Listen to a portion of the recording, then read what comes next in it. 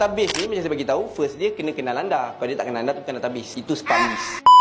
Habis database ni sekali lagi dia kena segmentkan. Kalau tak segmentkan, itu yang jadi sentiasa anda akan fikir macam mana nak cek cluster yang boleh belas 1 juta orang 1 minit Takkan boleh tuan-tuan, takkan boleh. Kita dah gaji lah. Tapi nak bagi tahu kepada anda, dia kena manage. Bila kita manage, barulah kita tahu sebenarnya bukan 1 juta kena belas. Yang belas ni 20,000 Dan banyak kes-kes yang kita jumpa dengan kita dengan gaya 30,000 tuan database. Bila kita check, rupanya customer dia 3,000 je. Yang repeat tu 1,000 orang. Itulah yang duk repeat beli dengan dia yang 100,000 tu. Nak bagi tahu kepada anda. Dan saya ambil contoh paling mudah. Ni antara salah satu case study lah. One of kita punya student juga. Jadi apa yang dia buat, saya nak tunjuk pada anda bagaimana mereka segmentkan. Jadi tengok tadi database 12,868.